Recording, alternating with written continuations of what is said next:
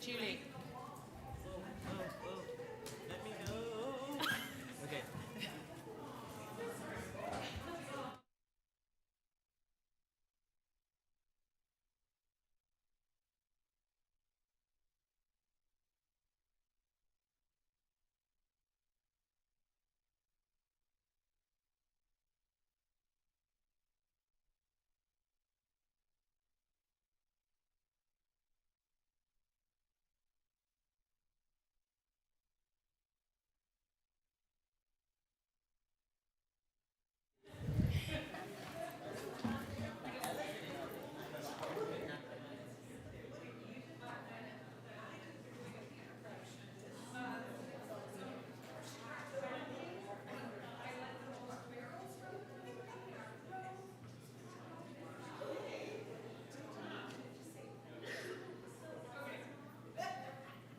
Let's do this. Now calling to order our regular board meeting of October 24th. We will do a roll call. Student trustee Deodar. Here. Student trustee Garcia Bustamante. Here.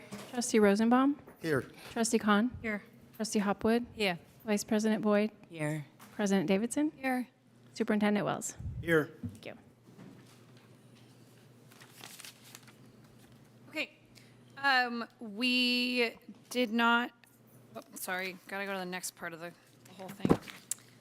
We will now have the reading of the AUSD mission and vision statement and meeting norms.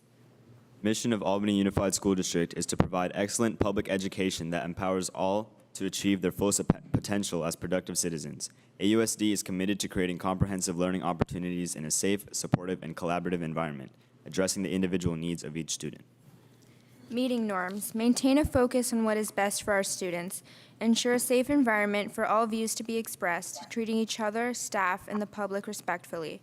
Endeavor to find common solutions to issues through collaboration without sacrificing one's beliefs in what is best for students. Make a commitment to effective deliberation, each one listening with an open mind, while others are allowed to express their own points of view, even if one disagrees.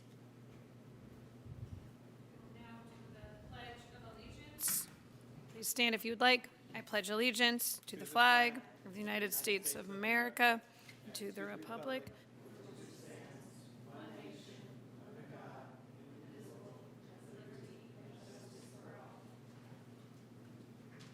There was no action taken in our closed session, so we will move on to our approval of the agenda. I move to approve as is. I'll second. All in favor? Aye. Aye. Okay, the agenda passes unanimously, and we get to go on to our spotlight of the Albany High School a cappella group. Wow.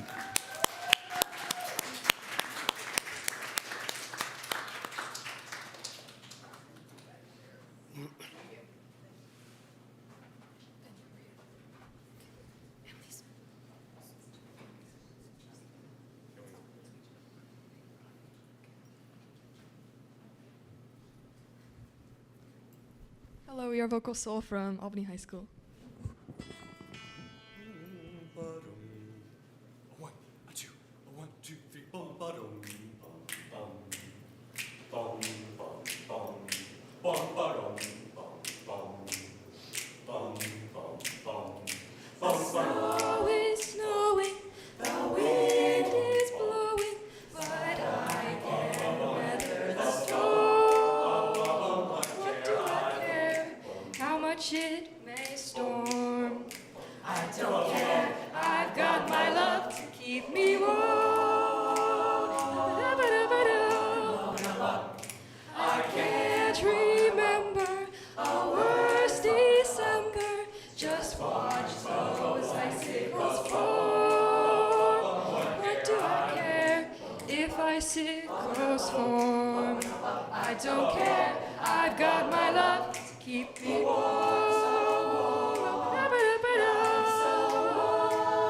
Off with my overcoat, off with my glove. Don't need no overcoat. I'm burning with love, burning with love, burning with love. My heart's on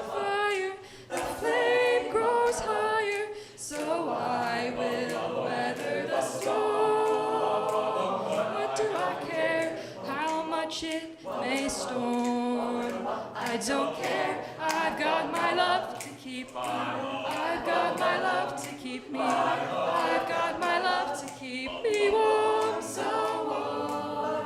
Love so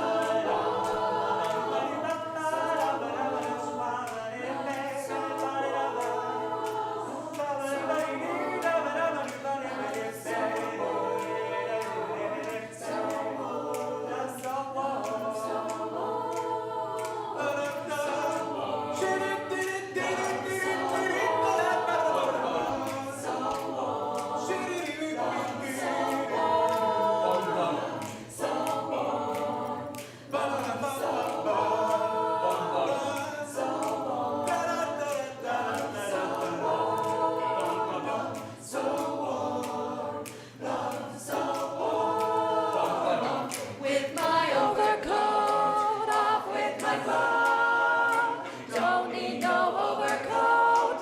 I'm burning with love, burning with love, burning with love. My heart's on fire, the flame grows higher, so I will weather the storm. What do I care how much it may storm? I don't care. I've got my love to keep me. I've got my love to keep me. I've got my love to keep me warm.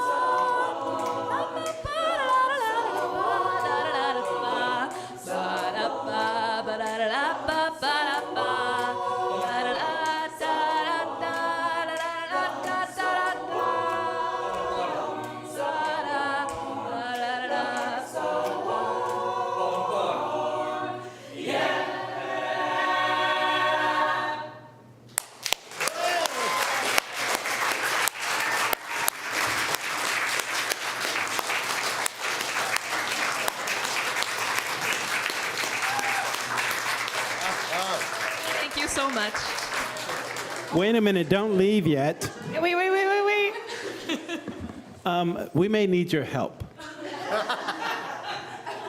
Last time we had a member birthday on the day of the school board night, we tried singing to them and we messed it up royally. And so we're going to ask a special favor, a verse or two of a happy birthday to our teammate, Mrs. Julie Shin, over there. And if you would be so kind to hit her with a verse or two to help me thoroughly embarrass her, would be really, really neat. Are you up for that? Yeah.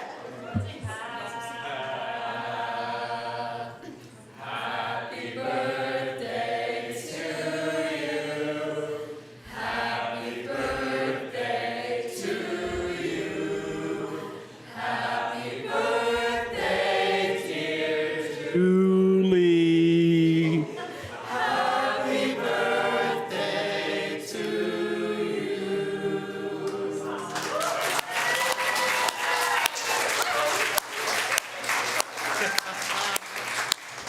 Wow.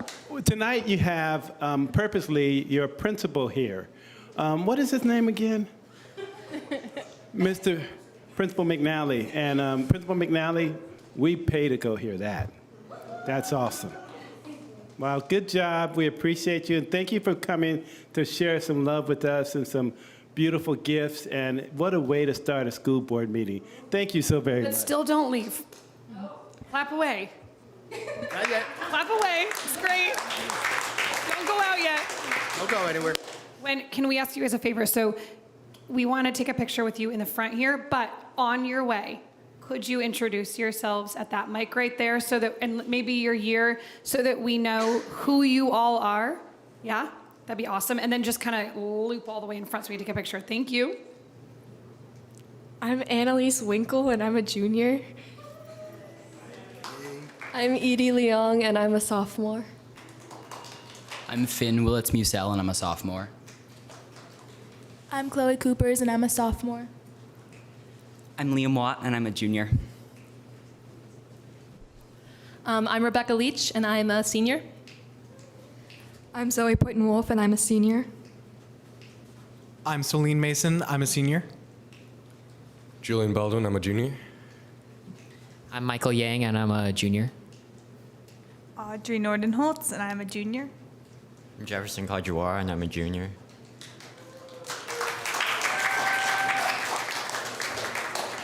I just want to say one thing.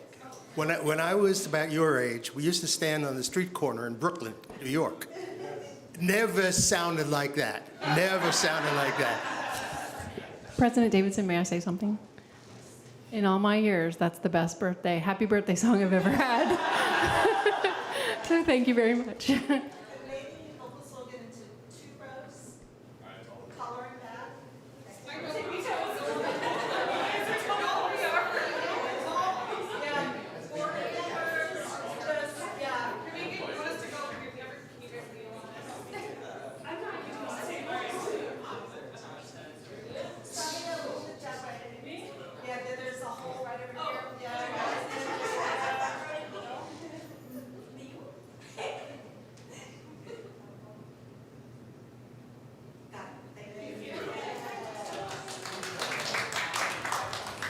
Thank you all, and thank you for being willing to do all the things we asked tonight. That was awesome.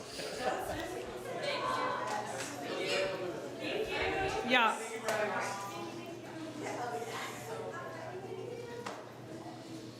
All right, so every board meeting, we're just gonna have songs at the beginning, okay? All ages.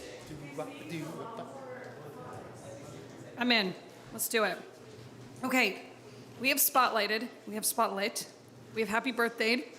Now we will take public comments for matters not on the agenda. Seeing none in the room or online, we're gonna move right along. We will now go on for our recognition. This recognition is recognizing November as National Native American Heritage Month.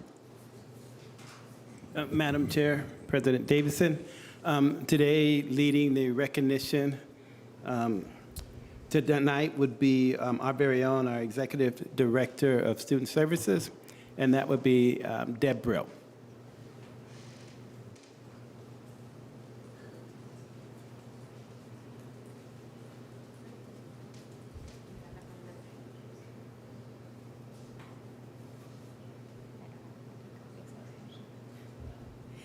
Just one moment, please.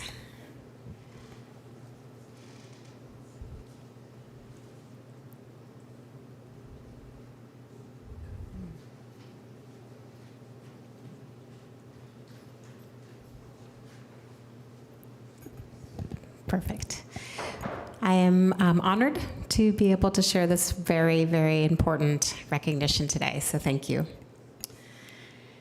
This is for National Native American Heritage Month, and one thing I will just kind of add as we're jumping into it is there's been a really big push in our country for land recognitions and labor recognitions, and I think as anything that sort of comes into more of the kind of popular knowledge, I think it's one of those pieces that we're trying to make up for a kind of an erasure that had happened, and by holding that recognition and that importance, and it's something that I have reflected on a lot, just as where that was kind of throughout my life and where that is now, and I just sometimes pieces like land recognitions that are just now something that we just do can be a checklist, and I think the recognition like this really reminds us of the history and the reasons and how we got where we are and why we need to bring this into our space and really take the time to reflect on that history and own that piece.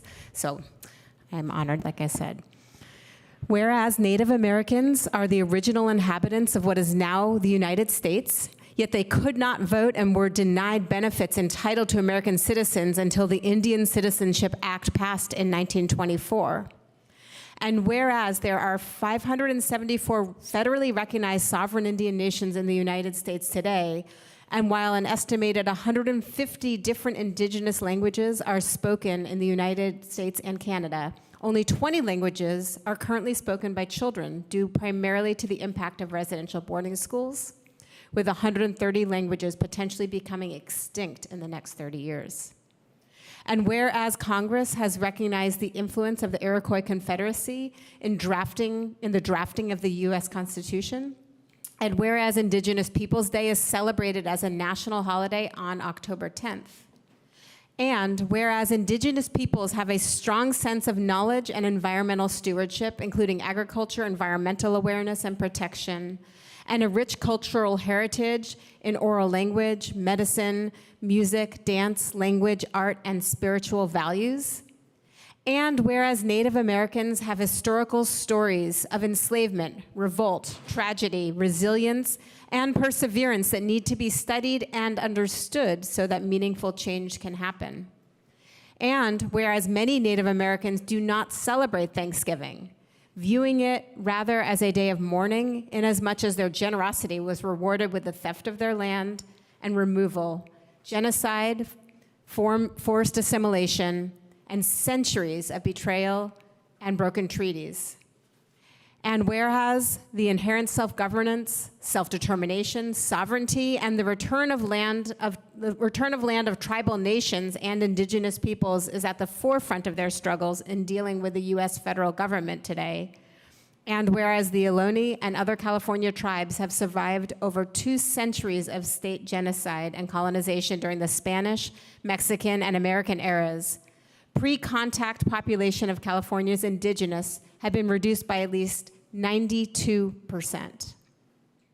And whereas the Confederated Tribes of Lisjan, a vibrant and diverse Ohlone community of tribes and families, continue to inhabit their ancestral homeland, fight for their sacred sites, and revitalize their cultural practices.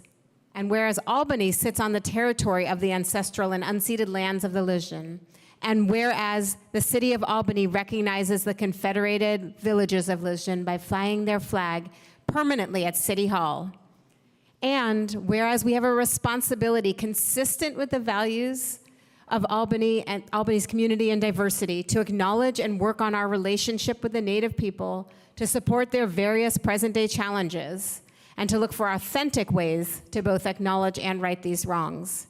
Now, therefore, be it resolved that the Albany Unified School District's Board of Trustees recognizes the month of November as National Native American Heritage Month, and the superintendent will ensure that staff nurtures and mentors Native American students in an environment that honors their culture and that welcomes their participation in every school space. District schools and teachers will commemorate this occasion with the proper instructional materials and activities. Thank you. Thank you.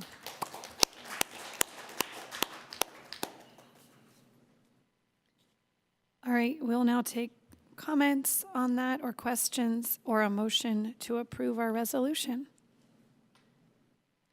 I'll move that we approve resolution number 2023-24-06, recognizing November as the National Native American Heritage Month. Second. Did you have a comment? Okay. All right. All in favor? Aye. Aye. Okay.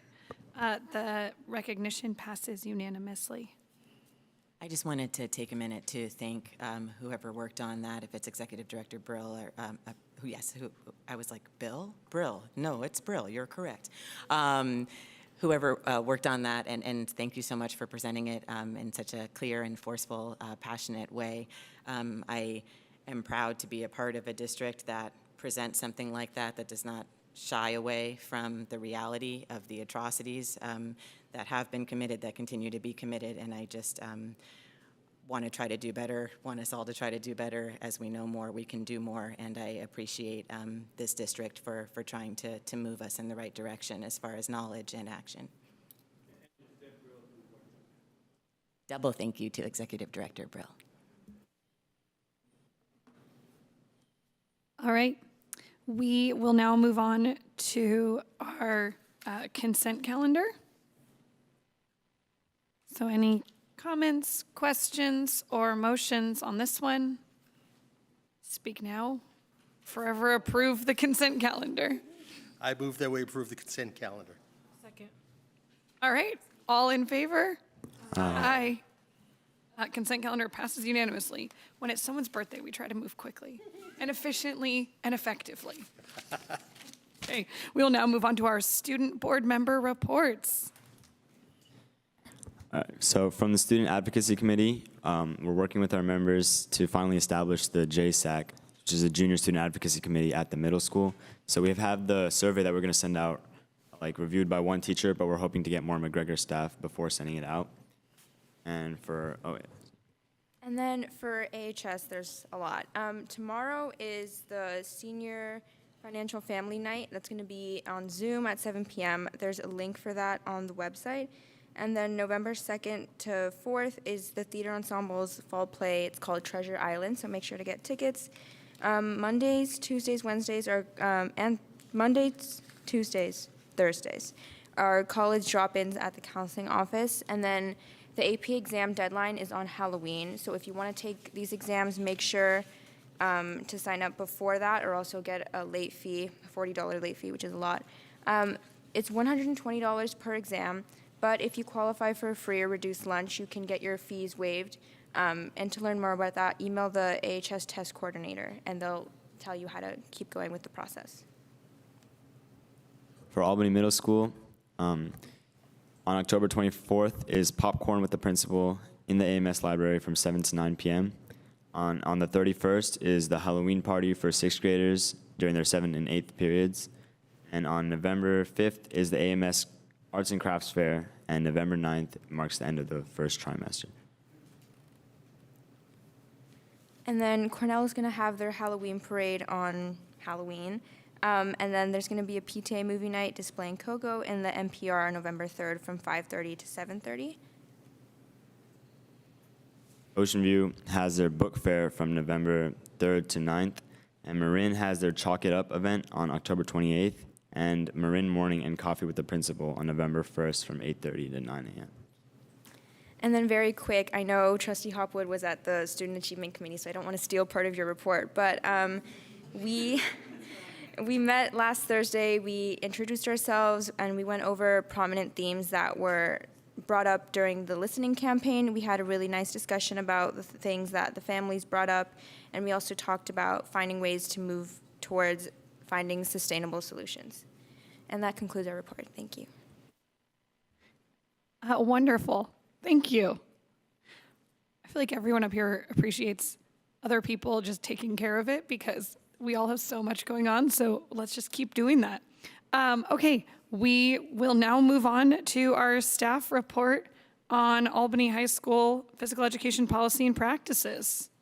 Madam Chair, starting off that report would be our Assistant Superintendent, Dr. Ann Shin. Good evening, Superintendent Wells, President Davidson, Board Trustees, District Leadership Team, Albany educators, and community out in virtual space. Thank you so much for this opportunity to share information about the Albany High School Physical Education Program. As we are all aware and are proud to tout, Albany Unified School District is known for our rigorous, high standards aligned curriculum and achievement.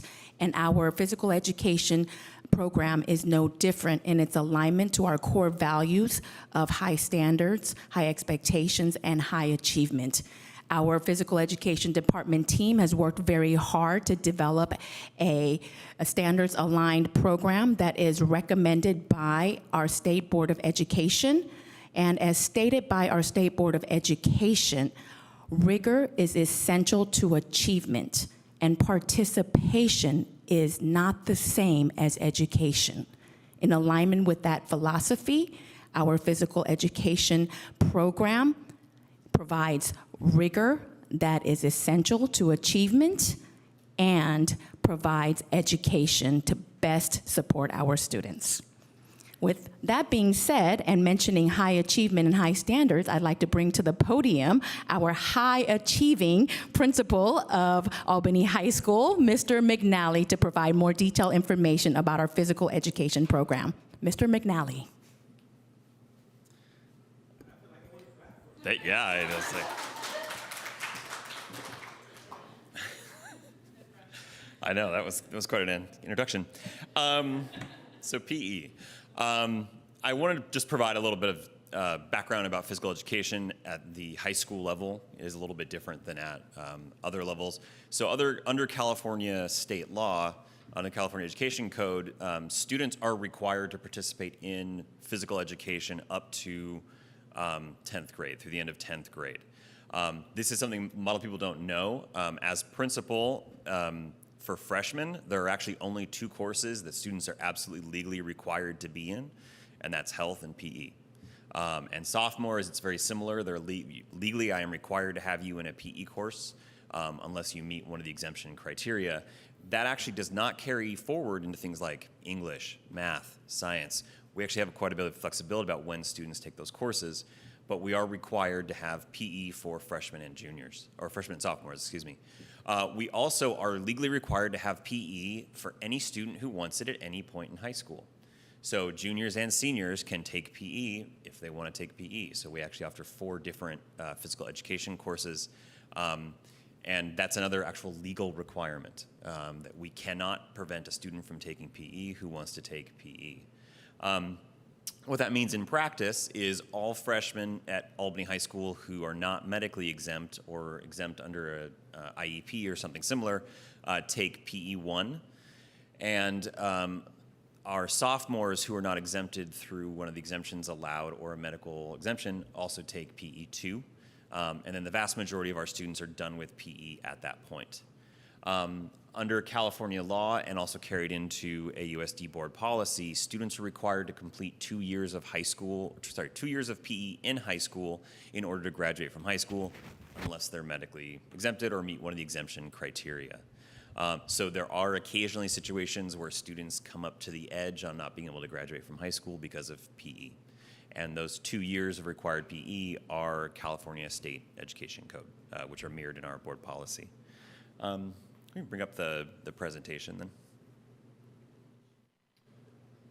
Can you bring up the slides?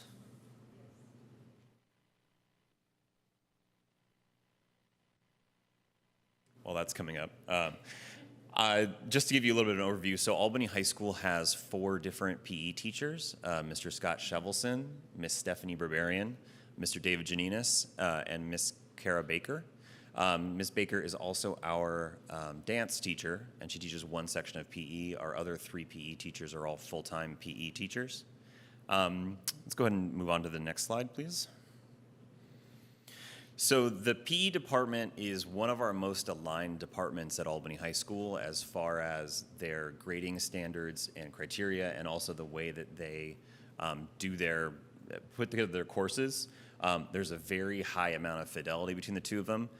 Of all my departments at the high school, they are probably the most collaborative and aligned as far as the way they do things, what their policies are, what they're doing when.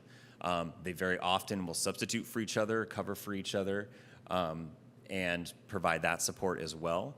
And we also have now set things up so that we have actually at least 2 PE teachers at all times doing PE teaching. To provide a lot of coverage and support for students in those situations. The PE department has developed a set of goals for all students. Also, if you looked in the backup documents, there was a link to the California state standards, including model curriculum standards. What we call PE 1 and PE 2 are pretty close to what the California model content standards calls Course 1 and Course 2. And that's by design and by our PE department's choices to try to have as much of an alignment with the state expectations and state standards as possible. One other thing I do want to get into as well that I find impressive with our PE department is there's no other department at Albany High School that takes the physical health and well-being of students as seriously as they do. And I have to have a lot of conversations with them where they're expressing their concern about some of the declining signs of health in youth in the country. And actually, one of my recent conversations with the PE department was about, and they brought this to me, the links between physical movement and physical activity and actually mental health and well-being. And that's one of the things I think is really important, and it can be difficult to think about. If you think about the average junior or senior in high school who's not participating in a PE program, they're basically moving from one sitting position to another sitting position throughout an entire day. And there's growing evidence that might actually not be good for their health or their ongoing health. So the goals of the PE department are broad.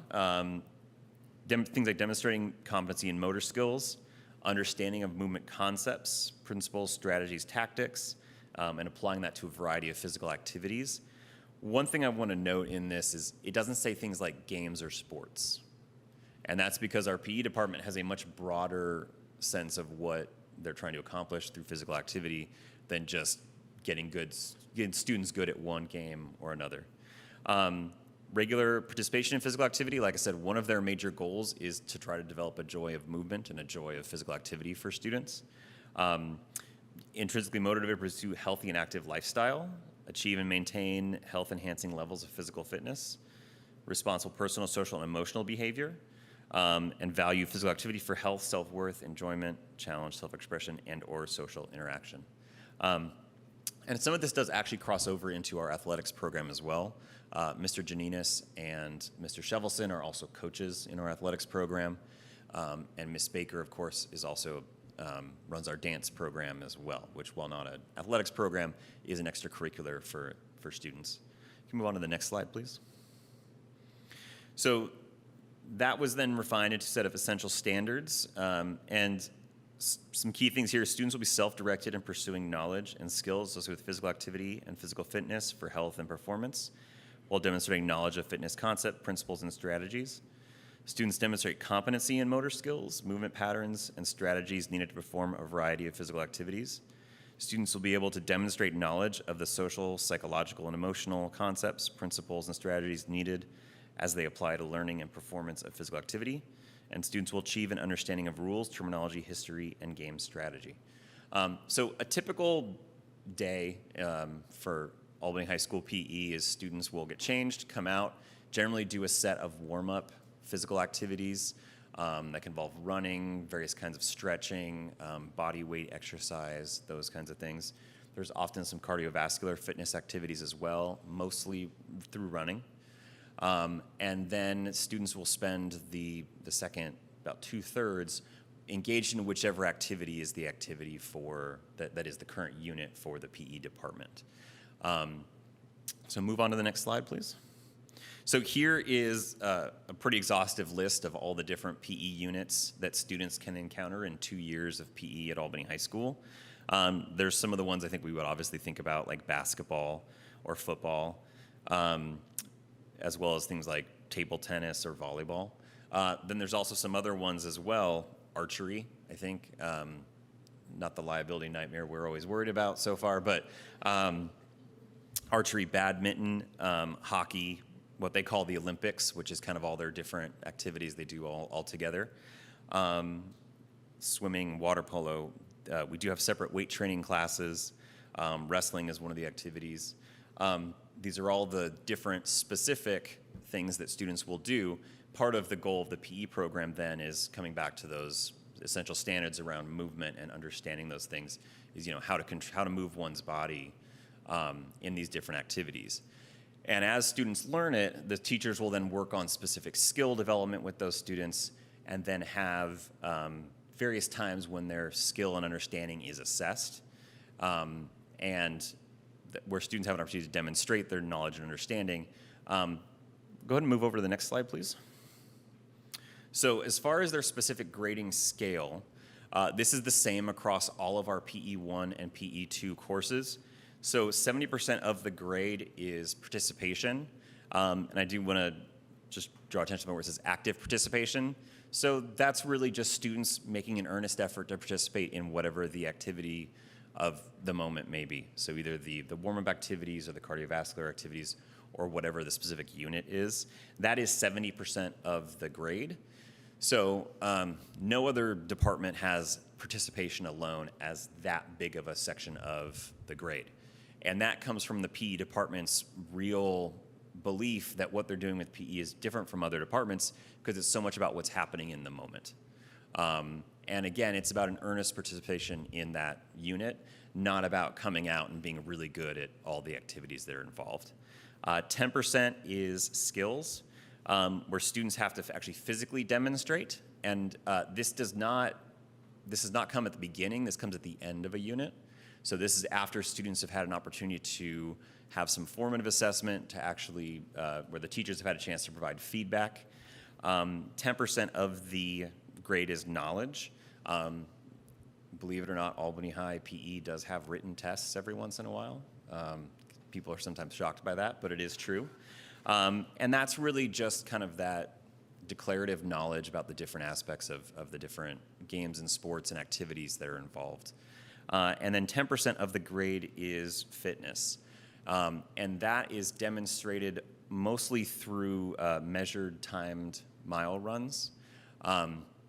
And we have a specific scale that the PE department uses to determine where points fall in that one as well. They also have a system for adjusting the number of points awarded based on significant improvements that students demonstrate as well. This, I'll just admit, has definitely been a troublesome area for us. And the PE department and I actually feel the exact same way. Our biggest concern is we wanted to make real sure that the PE program does not feel shaming or difficult for students. And so the flip side of having, if we were to not have the fitness scale we currently have and to individualize it, every scheme for individualizing that we've seen requires you to weigh students. And that is something that we're pretty committed to not doing because of how charged that can be for different students. And every alternative we've tried to come up with that doesn't involve weighing students or some other form of trying to individualize has proven to not be very implementable at this time. We've looked at things like how could we monitor heart rates, how could we monitor other criteria. The PE department did this year write into their syllabus the specific language around points for improvement. And that's the area that we're trying to work towards more, is how do we recognize improvement in students and not just have these cutoffs. Because just as much as we want to celebrate a student who maybe comes to PE and has real trouble and then is able to show dramatic improvement, even if it's not going to put them on the cross-country team, we also don't want the cross-country runner to just be able to sandbag their way through PE the entire time either. And so we've been looking at how do we adjust some of those scales as well. But this has continued to be a persistent challenge. Is how do we really make this feel fair and truthful to students while also encouraging the actual physical fitness, which is a part of the PE standards and, quite frankly, necessary for the health of students. So I did include in the presentation some more specifically broken down, or the syllabus, and then also the links to the state standards and those types of things. The only other piece that I'll add is that currently students can take dance as a PE course as sophomores. That is an alternative that we allow. And we are currently exploring some other options as well to try to provide PE programs that are more centered towards student-specific interest. But that has proven a little bit of a challenge at Albany High because we're just not as big of a school. We're not like Berkeley High where we could offer lots of different PE courses and then we have enough students to slot into them.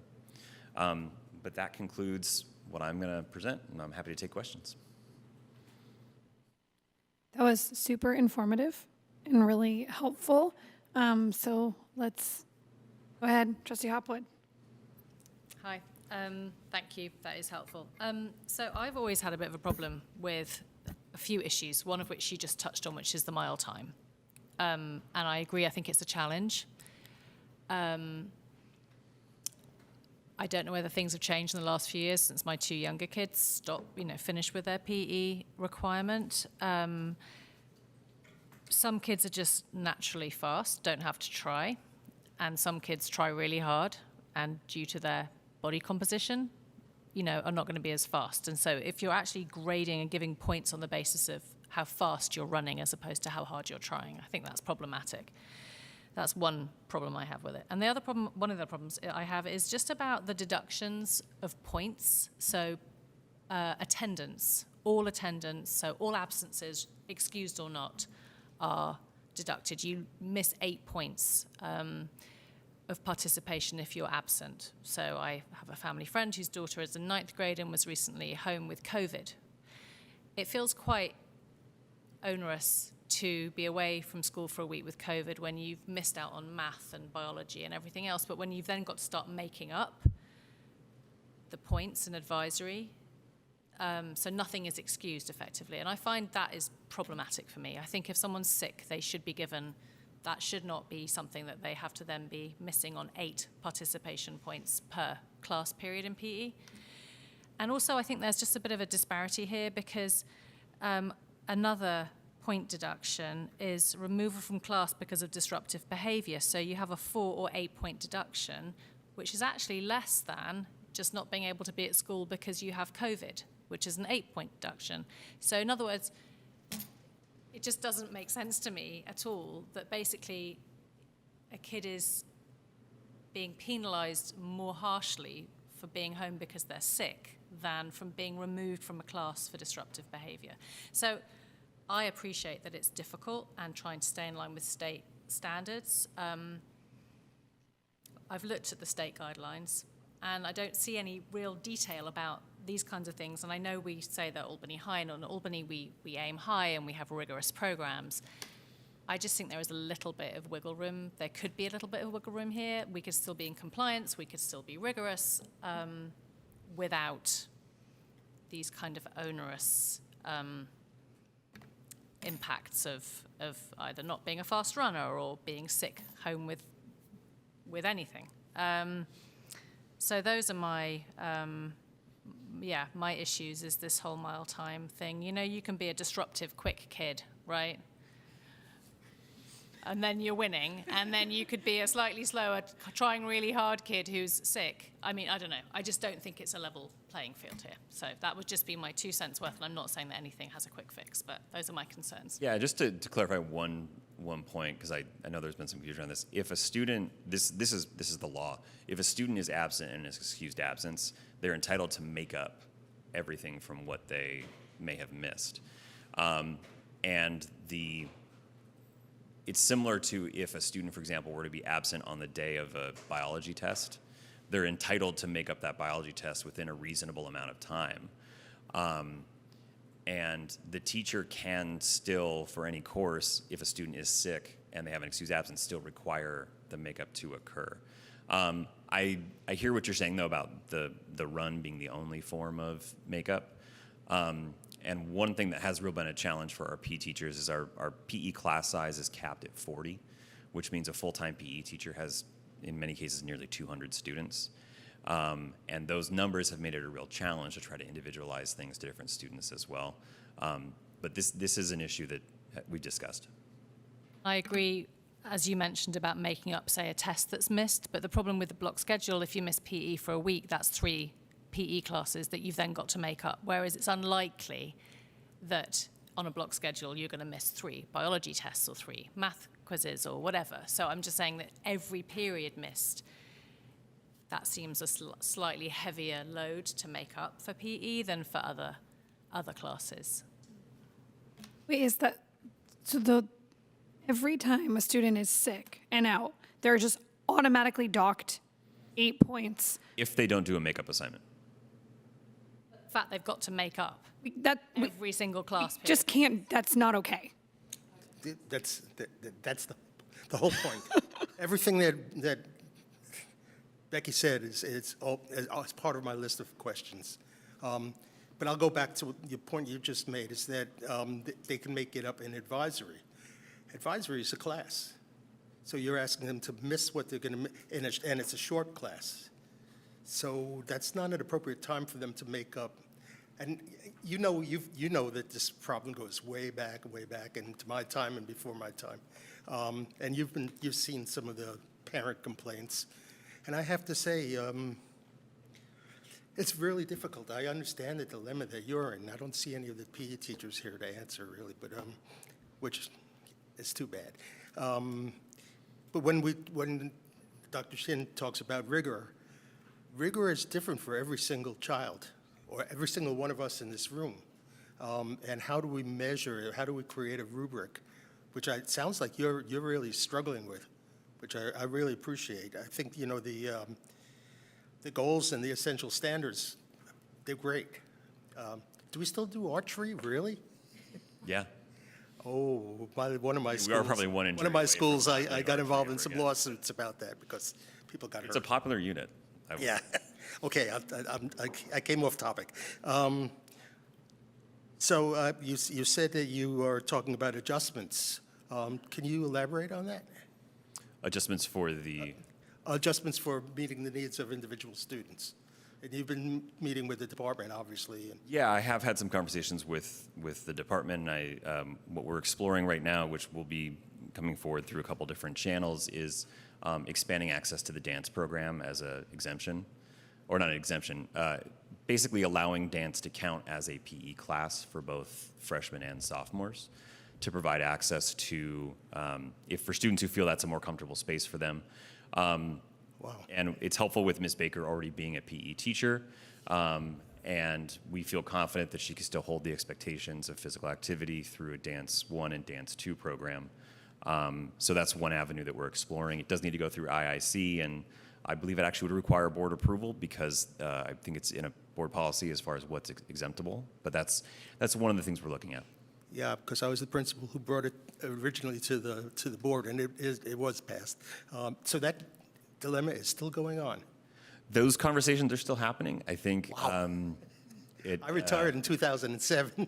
Well, and you know, there's been some changes since 2007, and I think we're a little more open to it now. And I believe the PE department now versus then is more honest about the fact that it's hard to build a one-size-fits-all PE program, and it would be good to have an alternative that maybe could meet the needs of more students. Well, I mean, the points that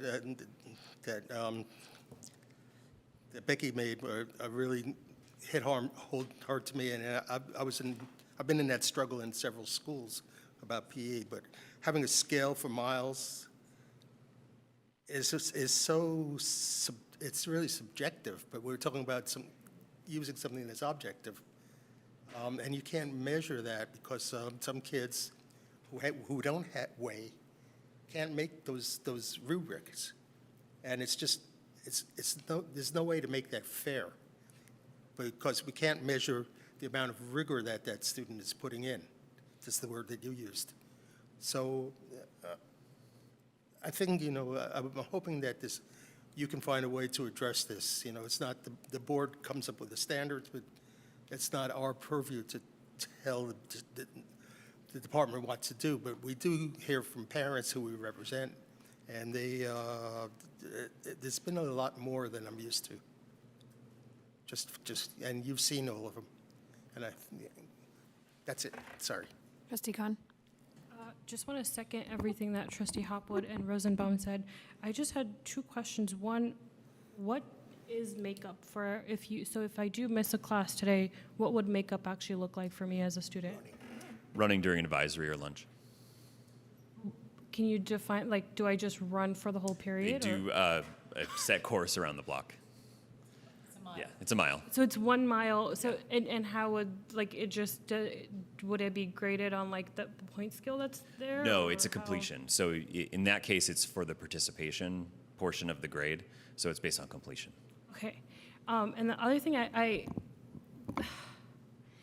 the mile fitness point rubric that you guys have, I know we're not supposed to comment on how teachers create rubrics or anything like that, but it just that terrifies me. When middle school, high school, the fastest mile I ever ran in my entire life was 10 minutes. My average was always 15, and I tried my hardest, but health issues or when you're menstruating or there's plenty of things that come up, and I just I feel we need to figure out more flexibility. I know one of my PE teachers just graded based on how much you were running and how just grading it based on whether or not we were spending too much time walking versus actually running or jogging and stuff, and viewing it based on that versus the amount of time it took, because for years my time never went past I think 15 to 13 was my average, and I don't know, maybe I'm super slow compared to these kids, but that was my average in middle school. So it just when I look at this, there's no way there was no way I could do any of this. Not even now as an adult, and like I've become a lot more, proactive in my health, but like I still couldn't do it, and it terrifies me that we're holding all of our students to that standard. And the standard I'm just showing you is students must and run then weekly. Yeah, and the time has to decrease every quarter. Like it's not reasonable. And what modifications are we talking about here? Yeah, there's so much more, and I feel like we can do, I know it's difficult, I get it, because it's 40 kids, that's a lot of kids to keep your eyes on, especially one person, but it just, that does not look reasonable or fair to me in any way, shape, or form, and I don't know.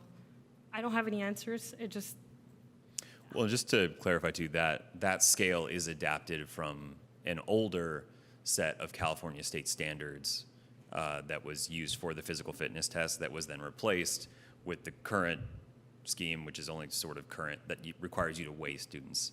So it requires you to use their height, weight, and gender to determine basically healthy fitness zones, which is problematic for a whole other set of reasons. So this is one of those things where we're looking for alternatives. No one believes that we've got a good system going, and we have not found anything that is less bad and implementable at this point, unfortunately, is kind of where we are. And I was reading that as of 2021-22, the fitness test changed to not require body composition, sort of weight, height, etc. Is that correct? So It changed, but then that expired because it was part of COVID provisions, and the state now grants us leeway to do certain things. We have completely eliminated the body composition. We eliminated it when the state eliminated it, and we've kept that moving forward. And we also have eliminated the weighing and height portions for the running portion of the physical fitness test for the exact same reasons. Yeah. That we have a blanket policy that we do not weigh students. Yeah, and I read that it says schools are not required to collect or use height and weight, so that's not a requirement. But even that, just as an example, we ended up with a system where we're kind of using what it would be for an average student to try to figure out some of those scales, and that's difficult as well, and it gets really complicated. I appreciate that. Yeah, thank you. So, Vice President Boyd. no, Melissa. Thank you for the presentation. I just wanted to add my voice quickly here because I too was a 13 to 15 minute mile. I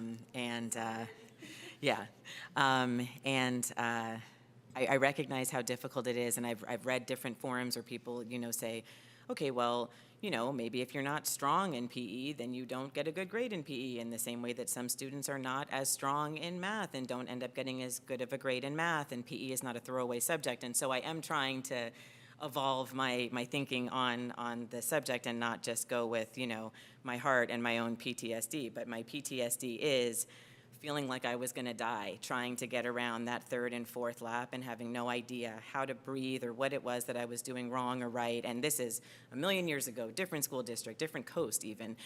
So hopefully this is not what's happening with our PE teachers. But I didn't have anyone telling me how to run the mile better, helping me to learn how to do anything better. And I also didn't have people at home who were doing sporty things with me, and everyone doesn't have that. And I sing. I'm naturally a singer. It's something I've done my entire life. As I've become an adult and talked to people, I've realized that lots of people think about singing the way I think about running. To me, I could sing right now. I could sing from morning to night. It requires no preparation. I love doing it.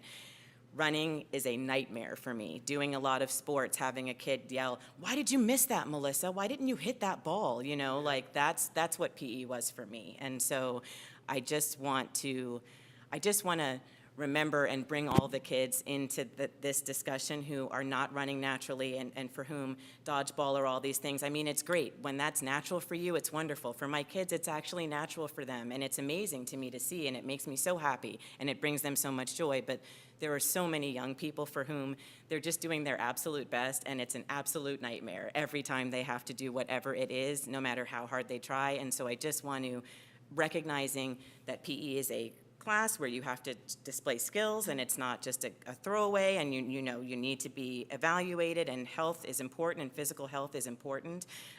So recognizing all of that, I just want to remember all the young people who are like trying really hard and really afraid every time they have to do anything that puts their physical skill on display, because they try hard but they just can't do it.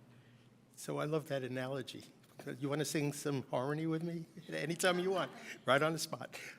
I wanted to ask the superintendent, you've known about some of the complaints that we've heard, and I think you mentioned at one meeting that you were going to have conversations with some of the staff at the high school about, and if you haven't, is that something that's possible for you to bring at least our concerns? Yes, and my conversation with staff would be with the principal, Mr. McNally. And right now they're grappling with a number of issues. One of them that we may have to go revisit is the humility kind of issue. For example, we've all been trained in our teacher education programs that we don't take away. You may have missed opportunities, but you don't take away what someone may already earn. So we may want to look at some of those things. And the good news is that it sounds like the staff is grappling with the principal around some of these issues and acknowledge that, hey, how do we best address them? We have made some modifications, but not enough yet. It's clear to me, and so it's something we're grappling with. This is one of many challenges, and so we begin to prioritize. For example, when we started revisiting, one of the things we took off was the body shaming issues. Anything remotely related to that, we immediately removed. And so the rest, we don't want to have a reaction, we want to have a response. Yes. And so, and that's where we are. And so we will continue with conversation with Principal McNally leading it. And I meet with him regularly to talk about those things. But one of the things that stood out today that didn't hit me and it resonated as soon as I saw the body language of our president here, President Davidson, because we were all taught in our teacher ed programs. And I agree with you. I think, from what I'm hearing from the board, at least my interpretation is that we want to make it better, not take away things. But our value is to meet the abilities of every single child. So how we do that is not easy. But there are some students who can't run fast. That's just their physiology, their body functioning is different, or is not the same as any other kid. yeah, thank you for acknowledging that it's not easy. When you're working with, as a teacher, with 200 kids a day, you have to have some criteria, you have to have some consistency, and you also have to have some flexibility. Yep. And then when do you engage in one of them or all three? Hence the complication. And you want to be fair. And here's what I found that was really most interesting. It's somewhat miraculous. For example, I looked at one of our biggest parents' complaints about PE this year with their kid, and it was around the mile run. And although they were not successful in the mile run, they still earned an A. And so the issue was, let's do something with the mile run, even though my kid earned an A. And so it gets a little complicated, but we want to add some more flexibility where we can. And so I appreciate you acknowledging that. It's not easy, but we're still grappling with how to adjust and what's more of a priority as we do this. I mean, what I had Saudi look at, on the minimum requirement, students must run weekly under 13 minutes. Time will decrease each quarter, but modifications are on a case-by-case situation. That's where the problem is. It's like, what are the modifications? How do we create them? How do we build them into our grading rubric? Because, we have students whose grades depend on speed and running. They could be getting A's in every class in the entire high school and getting D's in PE. It doesn't help their grade point average either. I just wanted to, Go on. kind of follow up on that right there. Sure. So I think if we can take away from this, the two big things. One is the board would love to hear back on how we can shift this policy away from just taking away points for excused absences, especially. And maybe that's just something that we can move away from. Lunch is a really important time. In fact, I think our ed code in California just changed that we are not allowed to take away recesses and lunches as a punishment. This isn't a punishment, this is a student choice, I get it. But asking for them to use that time seems challenging to me because it's their one social time in the day. And then asking for them to miss a different class sort of just says advisory isn't as important. So I feel like that's sort of the board sentiment here is if we could go back and just revisit and hear back on that point. And then the second is, so in all of this teacher training that all of us do, we really try to have students now, show improvement. So perhaps it's how much closer they're getting to that goal of a 13-minute mile. Like, what improvement are they able to show? And, if there's a certain number of seconds that they're getting closer, then that gives them more points or something within that. But I feel very uncomfortable with what we have set up right now and how we grade. I just think that it's not really fair. And I also wanted to just point out that when I pulled up the guidance, it says high school physical education course content must include instruction in each of the 8 content areas: the effect of physical activity upon dynamic health, mechanics of body movement, aquatics, individual and dual sports, gymnastics and tumbling, team sports, rhythms and dance, and combatives.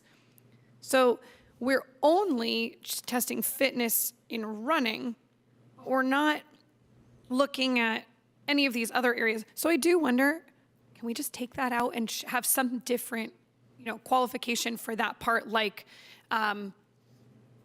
showing, attention to learning something, or I don't know, you guys will create it. We're not going to nitpick and we're not going to get in the nitty-gritty, but I just think that we're missing an opportunity and we're really in a place where we could be in hot water with this. If we could also get the specific language that this is meeting in ed code, we need to do this, it would be helpful to me. Like, why exactly do we feel we need to be so narrow and specific on this grading for fitness? Is there something I'm missing for us to meet in ed code? I think just one last comment. I think for me, just hearing everything that everyone was saying and also just looking at this, I just wonder why we wouldn't want to put bigger emphasis on skills or knowledge learned versus the fitness bit, especially because I think when you think of it from a student perspective, I know for myself, I knew I needed to run myself out of breath just to meet the time on the mile, because otherwise it meant a whole grade down. And I think that's the part that makes this so much more stressful on students and so much more you just feel resentful, just the same way that we don't want to make math ugly and scary for students, we don't want to make PE ugly and scary for students. And I think an easy way to really look at this is can we adjust what the percentage for skills or knowledge or a assessment of skills and knowledge versus, like you said, that written test that nobody expects, those are different ways to assess, are we really learning the things that we need to be learning and how can we actually utilize them in our day-to-day life versus feeling terrified of PE because the mile, because that is the only thing I remember from PE. I don't remember any of the, how to, I know my teachers taught me, hand movements to how to run faster and all that kind of stuff, but I don't remember any of it. All I remember is I had to run the mile and I had to run it within a certain amount of time. Otherwise, my grade was screwed. And so, I don't want our students to have that memory either. Yeah. Unitly, and then, sorry. Yeah, I just wanted to add something really quick because this is all about students. That's why I'm here. So I feel I'll be honest, I don't think students like PE, and for that reason, it's that kind of resentment, which I feel is something we can fix. And also I feel I just wanted to highlight I don't know, Ayush, if there's other stuff that I won't mention, but I feel the main student concerns when it comes to PE is that really complicated to fix mile situation and the attendance thing. And I was I just thought of this, when you miss class, let's say you missed, I don't know, English, you don't necessarily lose points. It's just marked as a missing assignment. So I wonder if it's possible, if this could be brought up to the PE department, you don't lose, like automatically lose points. It's just marked as missing. I don't know, like, You mean like the NA, Yeah, like, where it it's just like doesn't your count grade box. for or against your grade. It's just yeah. I So, can like- absolutely take that back to the P But department. like, I do remember that like the points were on like a weekly basis. So I wonder like maybe if it could be like brought down to like daily, so then it could be like marked as missing, and it's not like you've lost like 8 points. They track it for themselves daily, and then it gets put in the grade book on a weekly basis. But Okay. that wouldn't So, like, necessarily change. Yeah. Yeah. And yeah, that's all I had to say. But I know it's a very complicated issue. But oh yeah, I also had one more thing to say. Sorry. There was a time I do remember. It was my sophomore year. We were doing gymnastics, and a lot of people really liked it. And I think, and like I didn't see that like same resentment as we had to like some other things. Like I remember like for some reason a lot of people hated soccer. But for gymnastics, it was very different. And I think just because it's something we don't usually do, and I think it, like the way it was like, it was really like fully explained. I feel like a lot of times it's kind of just like do it. And I think like what Trustee Khan was saying, like maybe if we had more of an emphasis on like teaching it, like how do I run a mile? How do I like control my breath? How do I work with my heart rate and stuff like that? I think it would be a much more enjoyable thing if like there was more instruction, which I mean, I know there's instruction, but maybe it's just like something I've heard as like someone who's done PE is like, maybe if there was like more instruction, and then obviously with the like attendance thing, and then trying to figure out the mile, which I know is like a nightmare, but just those are my highlighted points. Because we've all spoken once. Ayush, do you want to add anything? I agree with everybody on the attendance thing. It doesn't seem fair that you lose 8 points if you're not there, and I remember when I took PE, that was a big problem. But for the mile, like not to invalidate what anyone said, but I also remember in my freshman year, my first mile was like I don't know, 6 minutes above the required time. Like no, I didn't say it was not a 6-minute mile. It was 6 minutes above the required time. And you ran in 19 minutes. Yeah. But and yeah, I lost points for that. But I remember both my semesters in freshman year, I still got an A, even though for every single mile I ran, it was like more than the required time. And the way that the PE teachers reward you, they give you extra points if you beat your previous time. And I feel like that did help me, because by the time, like, from my first mile in freshman year to my last mile in sophomore year, I went down like 6 minutes because of that thing, rewarding you points. And from my understanding, everyone who I've asked who doesn't do very well in the miles, like 15 plus or whatever, however many minutes, they all still get an A, because it's not that big of a factor on the grade. And as long as they're participating, and I've noticed that as long as they're trying to run, they don't even have to run until they're out of breath, but as long as they're improving and they're trying to run, they've still all gotten A's. So I think I just wanted to bring that up.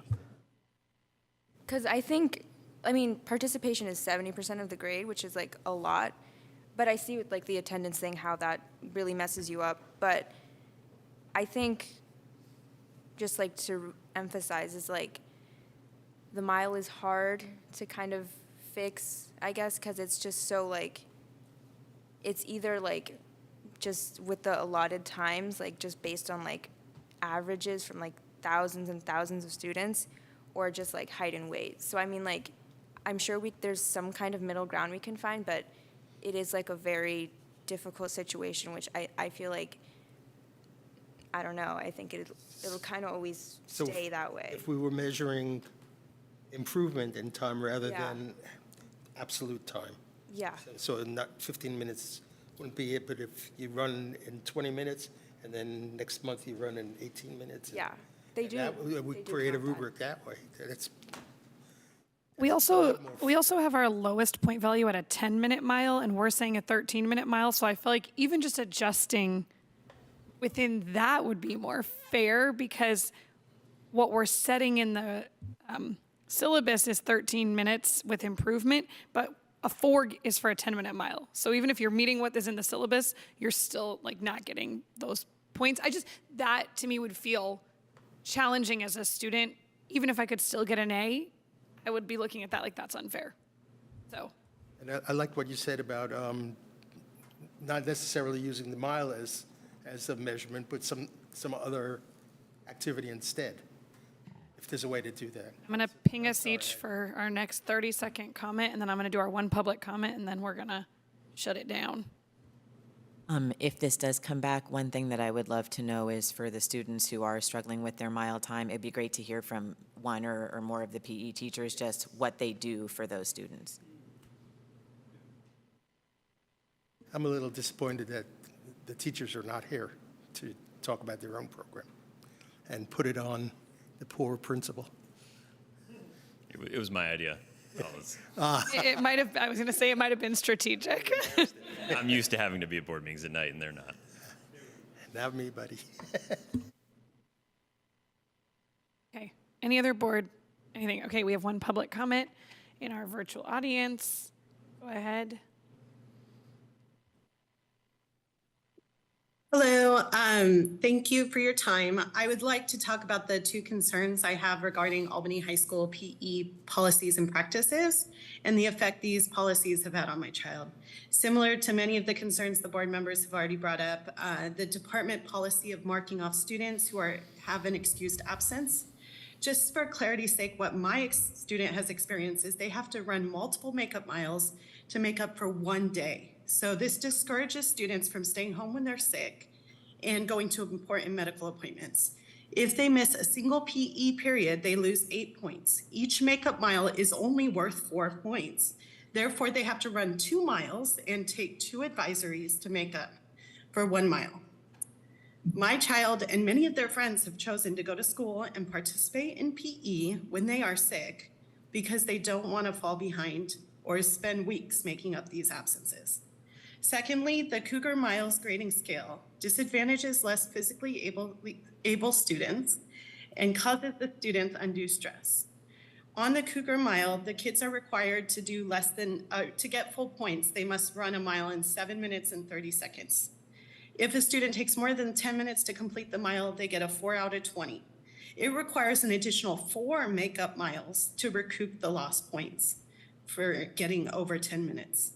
Not to mention, the last Cougar Mile happened when it was over 90 degrees outside.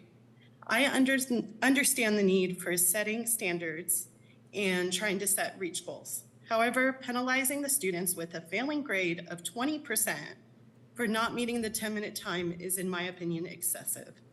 In the past, the department has emphasized, and the PE teachers have emphasized, it's only 10% of the student's grade, while participation accounts for 70%.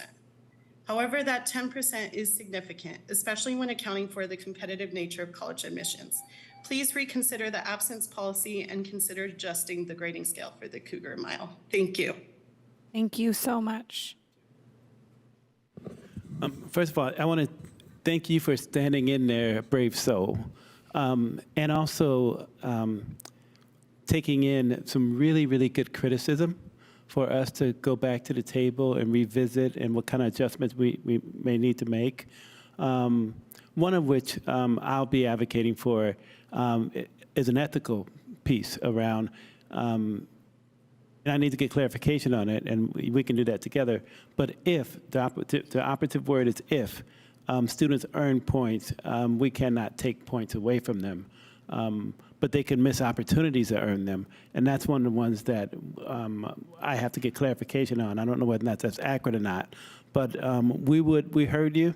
Principal McNally heard the board and our community. And we are not here to try to hurt any kid, of course not intentionally, but we will revisit what we can do to make some adjustments and improve and build upon the many wonderful things that the PE department does that are outstanding. And we haven't talked about that, but we honed in on those areas of concern, which is a legitimate issue. And the good thing about it, we have a collaborative team who have the courage to say, hey, let's look at our practices and adjust where we can, especially those areas that appear and or determined to be not fair. So we look forward to a part 2, which means an update to the board about what we followed up with and what kind of adjustments we made and the rationale behind that. And I'm sure Principal McNally will allow his PE teachers who wanted to be here tonight to come and participate in the full all-out discussion. Trustee Boyd's going to close us out. Oh, shoot, sorry. I didn't mean to say anything else, but if the speaker, it was correct that missing one class for an excused absence is 2 makeup miles, that to me is even more ridiculous than the thing that I thought before. All right, with that, we're going to let you out of the hot seat and put someone else in it. We are going to close this item. We really appreciate it. All right, we are now going to move on to our newly added budget corner. Please tell everyone you know that we've added this to our agenda. We want people to tune in for it. And CBO Kim. Okay, thank you. Let's see. Okay. So good evening, board, Dr. Wells, and community. This is our budget corner. Lesson 2. How do we get funded?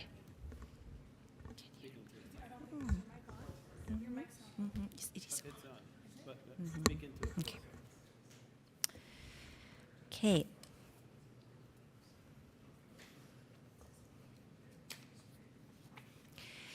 So we have been seeing this chart several times now.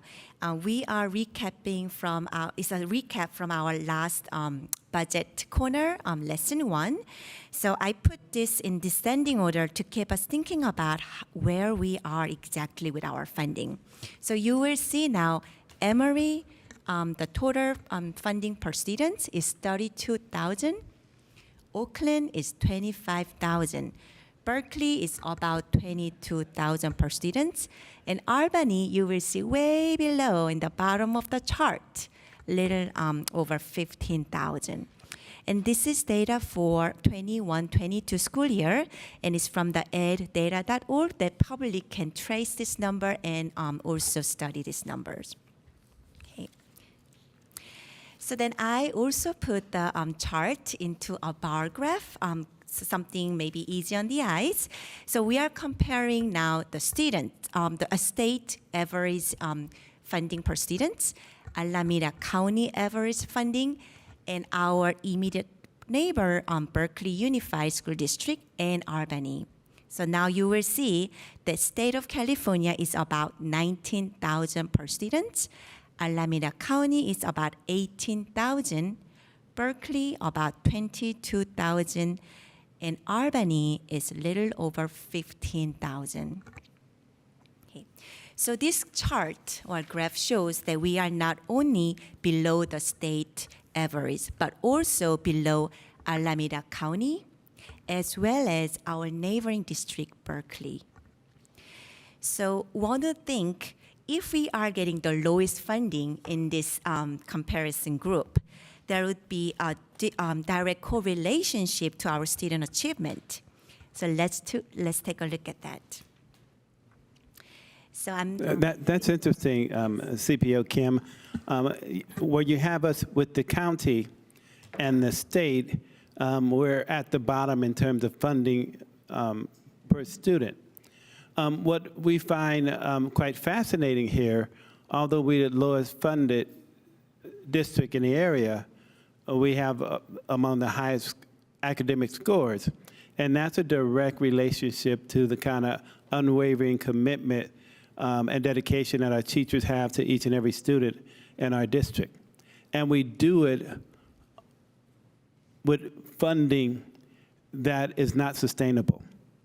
And teachers go above and beyond the call of duty to make this happen and to make this a very desirable school district without any additional or adequate funding.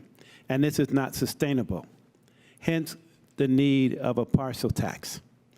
And so when we look at the outstanding achievement and we're doing it with very little or nothing, we have to do something in the immediate future to continue to protect our prize programs, to keep and retain our best and finest teachers, because as I anticipate, if we don't do anything in the next 2 to 3 years, our best and our brightest are going to go elsewhere because we can't compete.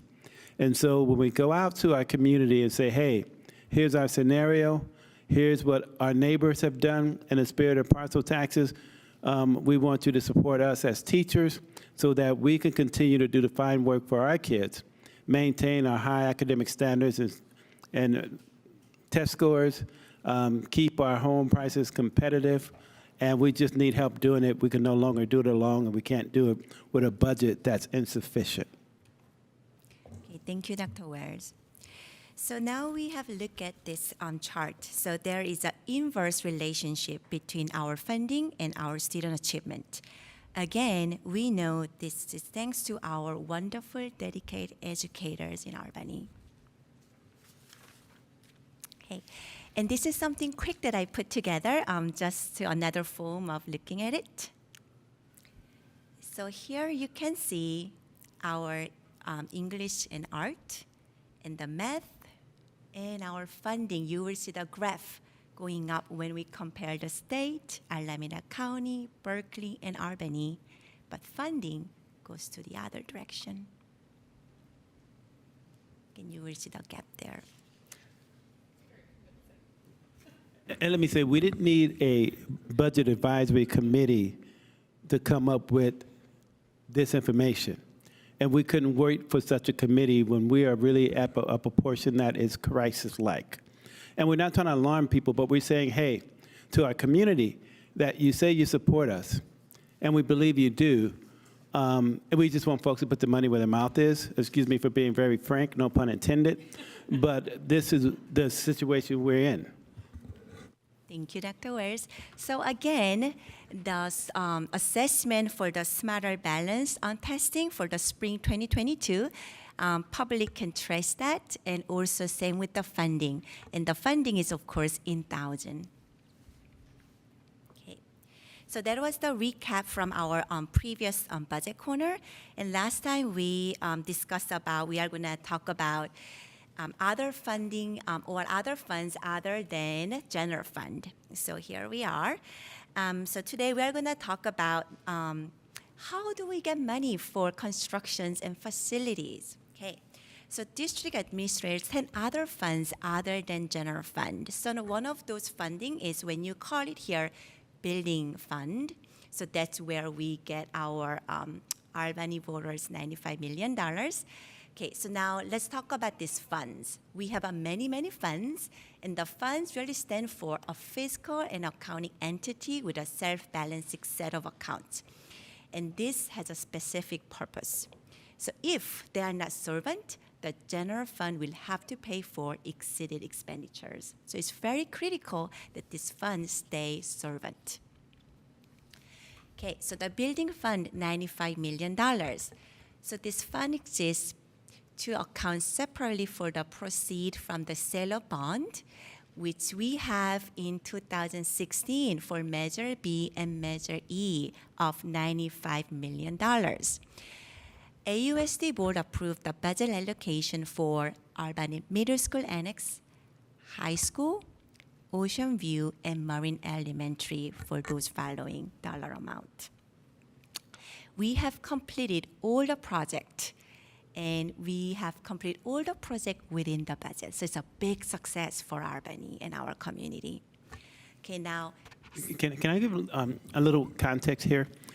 We have a district in our Alameda County that's building a new school, and the bill has risen above $200 million for one school. And look what we did with multiple schools and buildings. Amazing work where we just need to pause and applaud this kind of work. It is just unheard of in the Bay Area. We did it with just $95 million. Okay, thank you. So now with this funding that our Citizens Bond Oversight Committee oversees, monitors, and informs the public concerning any expenditures for any concerns of the expenditures of the our bond of $95 million. So here's one question, right? Marine Elementary, $32 million, for example. Do we really spend $32 million? Well, this budget was approved by the board in 2018, and with the cost going up, this wasn't enough to build our sufficient school for Marine Elementary. So here is another funding we call County School Facilities Funding. So this fund is to receive apportionment from the State School Facility Fund, and we received $10 million in January 2022. And the board approved the allocation for the budget at December 21 board meeting. So you will see that the board approved $5.7 million for the Marine Elementary construction. So in other words, we used the $32 million from our bond, and we also spent additional $5.7 million from this state school facility funds. Okay, and you will also see the Cornell HVAC is going to happen this summer. Cougar Field replacement, this happened before the school of this year, and we are working on the Cornell play structure. Okay, and this was the initial planning. And we also received another $4.5 million in August 22, and the board approved the budget as follows.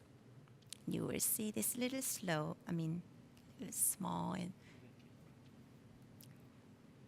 okay. Let's see if I can make this perfect. Okay. And we also got notification from the state that we are going to receive another $11 million. We have not received the funding yet, but we will be bringing the plan to the board based on our facility needs assessment. Okay, so this ends for our budget corner lesson 2, and our next steps, our next study will be I do get questions about how do we spend lottery money and how do we even get it. And we are gonna now move on to expenditures and the budget development process. So that's the end. Thank you. So we are going to now take board questions and comments. I want us to just be cognizant of that this is sort of our budget corner, that conversation about money, so we can go whatever direction we want to drive that conversation, but it is really intended to help us educate the public on how we're spending our money and what we're doing, what we've done with it so far. And just talking about how we get this information, and a lot of the slides that really tell the story of what we need and what we don't have, and get that out to the public in any way we can. Because these presentations are really great, not only for us, but for the entire community. So thank you, Jackie. No questions, just thank you. I feel like I learn something new every time, so I really appreciate it. Okay. Seems like the board is just happy to get this information. Keep it coming. I really appreciate these bite-sized budget corners, honestly. I mean, the 3-hour budget workshop, which, it's great, but it's a lot to absorb. This is perfect. So thank you. I appreciate it. It's also really nice to know that you can just go back to any board meeting and be like, oh, budget corner. Okay. It might be wise of us to do a little tab on the website. That's our budget corner tab, and just put each of these slideshows under one tab so that we don't have the community searching for it. Yeah. So I think maybe that could be helpful. Okay. It's already there? Oh, it's already there. So go there when you want to find this. I need to reference it in my private communications to the community, because it could be there, and if nobody knows it's there, it might as well not be there, right? So, okay, got it. And I've been hearing from our community that they are reading those from you and take them, with a lot of information. So great. Okay, awesome. We're ahead of our game in Albany. Just like the graph shows, we are outperforming expectations. All right. We are going to move on. There's no public comment on this item. We are moving on to our review and action item. Madam Chairperson President Davidson. Our next item, I'm going to turn over to our CBO, Kim, for this one as well, as an introduction. Okay, thank you, Dr. Wells. Then I would love to turn this over to our Director of Maintenance and Operations, Mr. Jaffe. Hi there.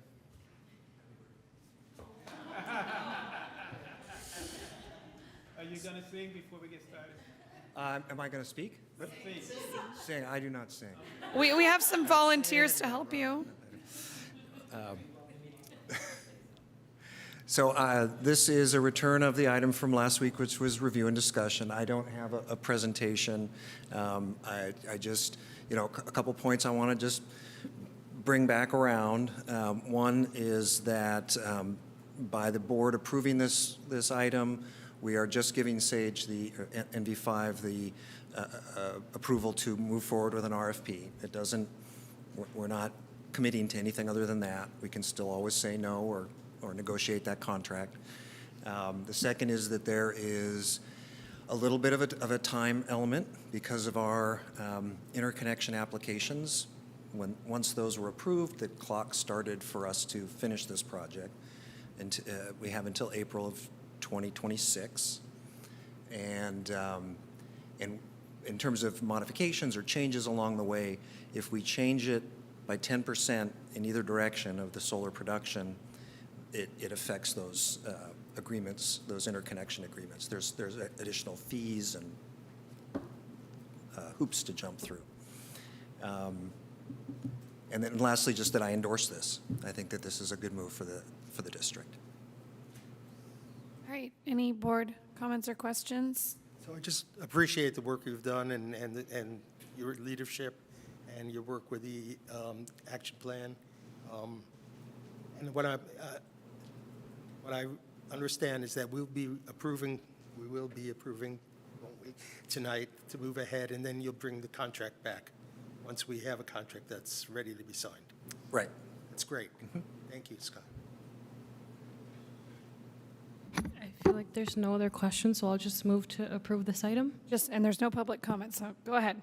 Okay, then I move to approve, proceed with the request for proposals RFP for solar panel installation at district school sites. Second. Okay, all in favor? Aye. Okay. Thank you. Passes unanimously. Thank you for being here.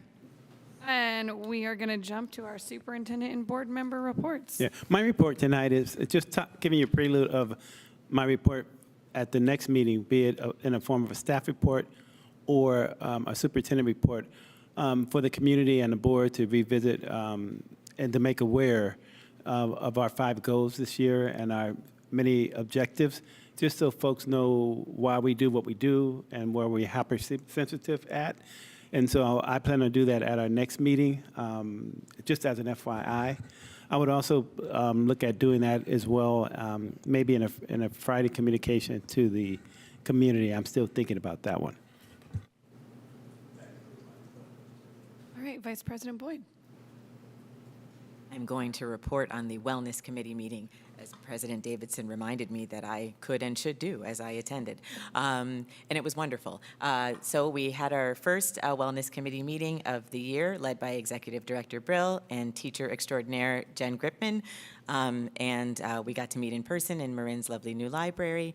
And I'm really excited about the work that the committee is going to be doing this year. I think it's a really wonderful idea that Executive Director Brill and Jen Gripman came up with, particularly related to bullying and racism and all the issues that we've been talking about and grappling with as a district and as a town, in the country and such, but specifically in this particular time period as a district and as our town.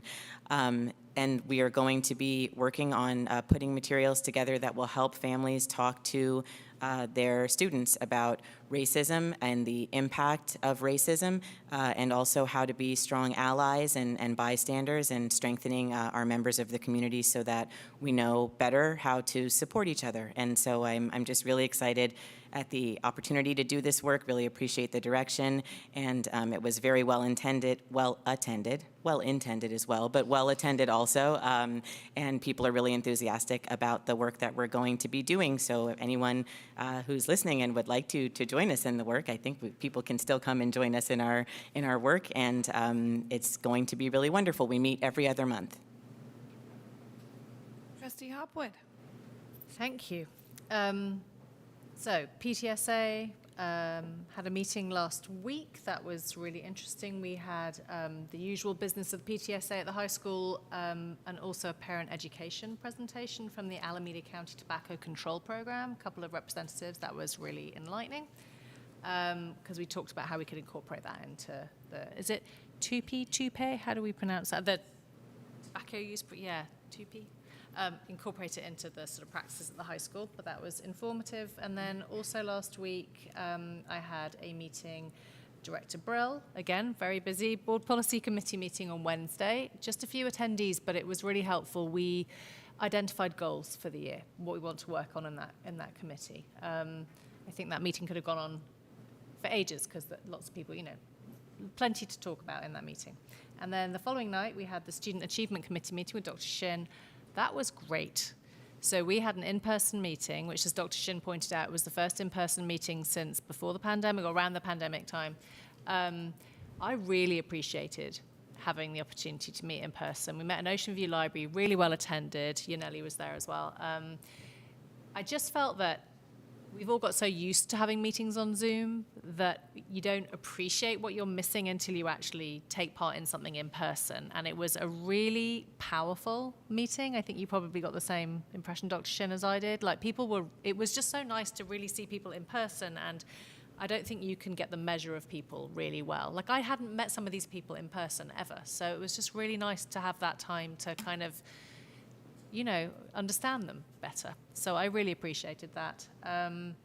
We talked about the results of the listening campaign that took place in the spring and about the results, the analysis that's taking place, which would be great eventually if that can come to the board for presentation, because I think that would be so useful and enlightening for us moving forward. So I appreciated both of those committees, and I'm glad to be part of them.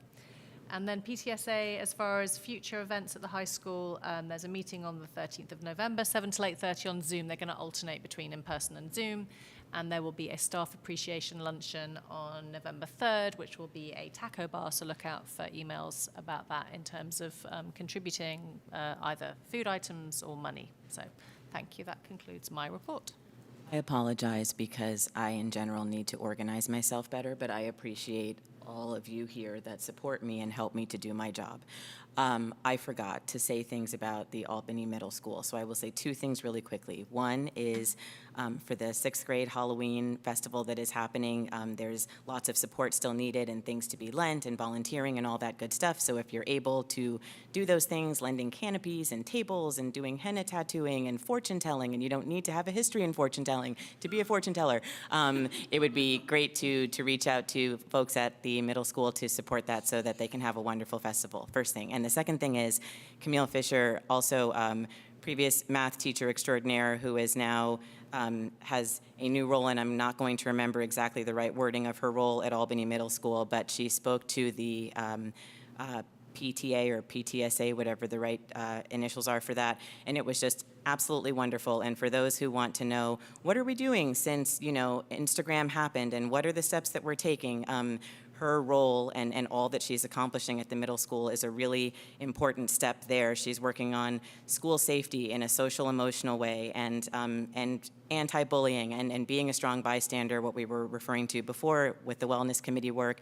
And she's also working on restorative justice, and she's an absolute, just a wonderful asset to the Albany Middle School community. And if you hear her speak about the work that she's doing, it's really exciting and makes you know that of the many things that are happening to strengthen our district in the wake of the really difficult things that happened years ago, this is one very important thing that's going on to make our environment better for all of us. So I want to say those two things. Sorry, Trustee Khan.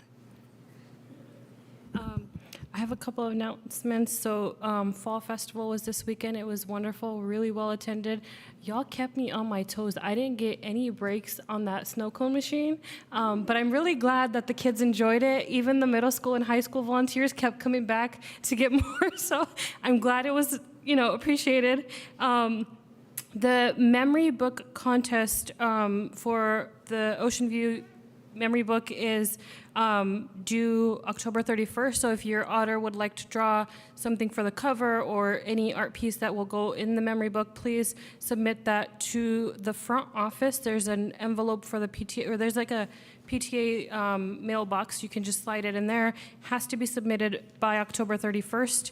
October 31st is also our Halloween or parade for TK and K. Kinder, it'll be 9:45 a.m. For first through fifth, it'll be 1:15 p.m. I know it's always fun for parents to sometimes dress up and match with their kids and take photos for the memory book. So if you're into that, feel free to do so. We also have our book fair November 3rd through 9th. For 3rd through 5th grade, those students will be able to purchase during their typical library time. However, for TK through 2nd, they will be able to purchase after school. So the cool thing about this year's Fall Festival is that it's taking place at the same time as conferencing, which is November 1st through 17th, which are minimum days. And so your parents can easily come, to the book fair while waiting for a conference or after conference or anything like that. So hopefully that makes this more accessible for everyone. And we need lots and lots of volunteers to make the book fair possible. So please sign up. Sign-ups have gone out in Friday folders, and they will be posted. I think they're also already on Parent Square and will be on Facebook and all the other fun places. So yeah, thank you. Well, I got to attend 2 committee meetings, both on Zoom, and I'm hoping eventually we can start meeting in person. There's a lot of, especially the AAP, there's so many people involved. I'd love to see their faces, not on a screen, and be able to interact more. But it was a really interesting meeting, and just being briefed on all the progress we've made and all the movement on everything from the projects at the elementary schools and high school. And but the one that tickled me the most was the presentation on the cafeteria program, because there's so much positive emotion going into that, and ways that we're looking at going waste-free and putting in milk machines instead of seeing filled cartons of milk being thrown away. Because I've been acting administrator at elementary schools in the past. There's so much waste, and if students can take what they want and not take what they don't need, even if we're not giving out as much milk, the milk that we're giving to students is being consumed. And they can go back for seconds, or they can choose not to use the machines. And the work on utensils and the kind of utensils and trays that we're buying, it's great. And then we had the board policy committee.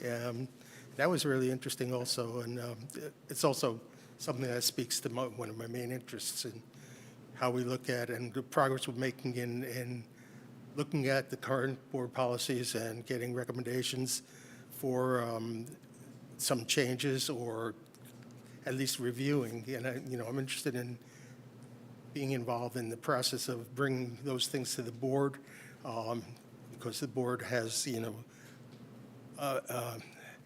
has to put the value of our values that we get from our constituents into the plan, and because the board is responsible for the ultimate writing or rewriting or reviewing the board policies in line with the education code. So, I know we're going to be getting some recommendations from CSBA. Some of them I'm sure I will like.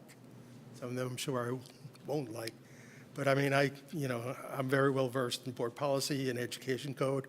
I've got full copies of both on this little machine right here. So it should be a good process. That's it. All right. The West Spray Nursery Pumpkin Patch continues in support of Cornell. There is the movie night as planned, as stated earlier. We did get an update that the play structure is coming. It will happen. This is a practice in patience for all of our kiddos, but I think we will soon see much excitement on that yard with the whirligig and the play structure when they are installed, and that will be wonderful for the students. Yet again, another example of our district being ahead of others and ahead of the game with all of our moves in food service. And my kids were particularly excited about the milk machine, right?